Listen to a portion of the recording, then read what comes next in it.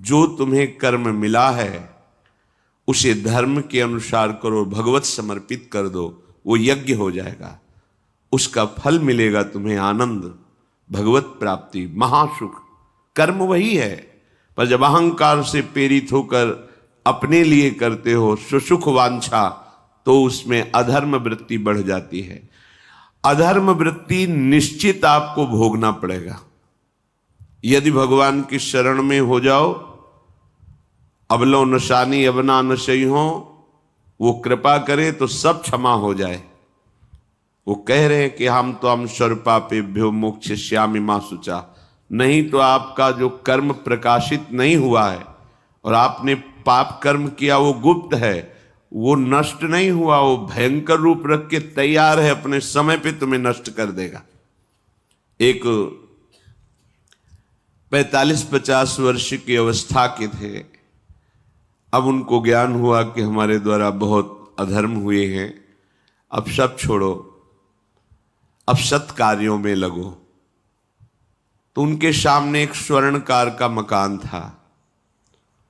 वो बहुत ही कपटपूर्ण व्यवहार करता था, भोले भाले लोगों को असली स्वर्ण लेकर के केवल स्वर्ण का लेप करके अलंकार बेचता।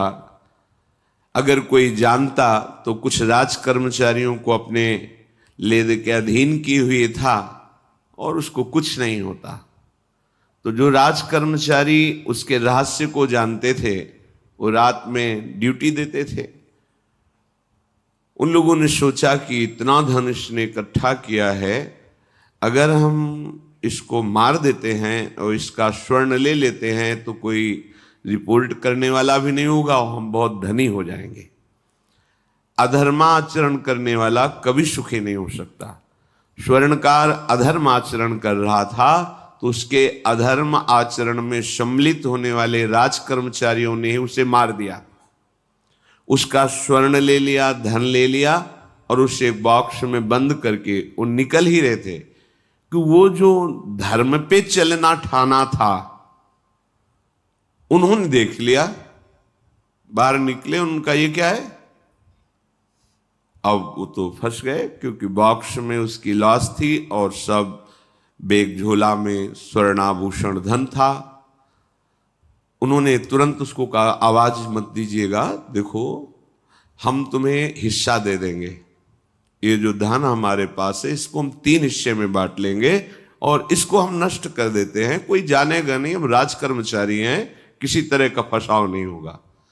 उन्होंने कहा, ये मैं अधर्म का कार्य नहीं कर सकता, मैं तो अब हल्ला मचाऊंगा, सबको बुलाऊंगा और बताऊंगा कि तुमने इसकी हत्या की है और इसका धन अपहरण कर रहे थे। अब राज कर्मचारी, उन्होंने सोचा हमारी ड्यूटी भी जाएगी, धन भी जाएगा, सजा भी मिलेगी। दोनों ने इशारे में ही बात कर ली और हल्ला मचा के दौड़ पड़े, पकड़ो इसे, पकड़ो, जाने न पाए। उसे पकड़ लिया, लोग इकट्ठा हुए, क्या हुआ, देखो ये धन अपहरण करके जा रहा था, इसकी हत्या कर दी। तो हम लोग गश्त लगा रहे थे तो हमें शंका हुई, आए तो देखा ये पकड़ा गया, जो धर्म से चल रहा था उसको पकड़ लिया। अब तो प्रमाण, राजकर्मचारी खुद गवाही देने के लिए तैयार, उसे बंद किया गया, मुकदमा हुआ। वो बार बार जज के सामने यही कहता था, जिसकी कसम खवाओ हम कसम खा लेते हैं, हमने बिल्कुल ये कार्य नहीं किया, ये लोग ये कार्य कर रहे थे, हमने इनको रोका तो इन्होंने मुझे साझेदारी के लिए, पर मैंने वो स्वीकार नहीं किया तो फिर इन्होंने ऐसा किया। पर उसकी कौन बात माने, राज कर्मचारी गवाही। मुकदमा लंबा खिंचा, उसे जेल में रखा गया। हर बार आके वो यही प्रार्थना करता, कई वर्ष तक चलता रहता मुकदमा, जेल का उसे बड़ा कष्ट भोगना पड़ता। वो विचार करता कि मैं अगर हिस्सा ले लेता तो बच जाता, लेकिन धर्म से चल रहा था तो देखो मुझे कष्ट भोगना पड़ा। मुझे लगता है भगवान के दरबार में न्याय नहीं है, धर्म रक्षा नहीं करता, ऐसा लगता है। एक दिन आया और रो करके यही बात कही जज के सामने कि मुझे लगता है भगवान नहीं है, क्योंकि मैं बार बार सत्य को साक्षी करके कहता हूं कि मैंने ये कर्म नहीं किया और मुझे दंड दिया जा रहा है, मुझे क्लेश दिया जा रहा है धर्म से चलने के कारण। अगर मैं सम्मिलित हो जाता तो मुझे तीसरा हिस्सा मिलता और बिल्कुल बात शांत होती। ये क्या धर्म है, कहां भगवान है?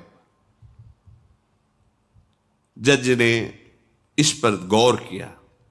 कई वर्ष वो जेल भोगता रहा, मुकदमा चलता रहा। तब जज ने गौर किया कि बार बार ये कहता है इसकी जांच की जाए, तो हत्याकांड होते ही रहते हैं। एक शव आया वहां, जज ने मंगवाया था, जो पोस्टमार्टम के लिए जाता, मंगवाया और कहा देखो इसका कोई नहीं है, अंतिम संस्कार के लिए अपने ही लोगों को जाना है। तो 2 कर्मचारी जो थे सरकारी, जो स्वर्ण चोरी में सम्मिलित थे, उनको और उसको कहा कि बस तुम थोड़ी देर नदी के किनारे बैठे रहना, हम और लोगों को लेकर के आते हैं। और एक आदमी को छुपा के बैठा लिया और राज कर्मचारी नदी के किनारे शव को लेकर बैठे। उसको देखा जिसको बहुत कष्ट दिया जा रहा था, सारा आरोप उसके ऊपर था, जो धर्म से चल रहा था। उसे कहा माना नहीं ना, अगर मान लेता तो तीसरा हिस्सा भी मिल जाता, बात वहीं खत्म हो जाती है। देखा, फंसा दिया, तेरे को आजीवन कारावास मिलेगा, कोई नहीं बचा सकता तेरे को। मेरी बात नहीं मानी, कह रहा था हल्ला मचाऊंगा, ऐसा वैसा, अब भोग। तो जज के द्वारा जो एकांत में बैठाला हुआ आदमी था, उसने पूरी बात सुनी। इसीलिए ये नाटक रचा गया था। तीनों को बुलाया और कहा तुम निर्दोष हो उस धर्मात्मा से। स्वयं इनकी आवाज से हमने सुना, ये कह रहे थे जो तुम बात कह रहे थे। तो उसने कहा कि ये तो ठीक है, अब निर्णय ठीक कर दिया, लेकिन अब कई वर्षों से मैं दंड भोग रहा था, ये कौन सा न्याय है? किस अपराध के कारण? मैं तो धर्म से चल रहा था, इसमें किंचन मात्र मेरा कोई अपराध नहीं था, फिर कई वर्ष से मैं सजा क्यों भोग रहा था? बार बार प्रताड़ना, नाना प्रकार के कष्ट क्यों भोगा मैं? जज ने कहा तुम हृदय को साक्षी करके बताओ, क्या कोई ऐसा अपराध किया है जिसका प्रकाश ना हुआ हो और तुम्हें दंड ना मिला हो? हम अब उसका कोई दंड थोड़ी तुम्हें देंगे, लेकिन तुम्हारे अंदर जो भगवान के प्रति आरोप है उसका निराकरण हो जाएगा। उसने कहा हाँ, यौवन अवस्था में मैंने किसी स्त्री को ऐसा ऐसा, और वो विरोध करने पर भी उसे मार दिया और आज तक बात कोई प्रकाशित नहीं हुई। तो बोले फिर भगवान को क्यों दोष देते हो?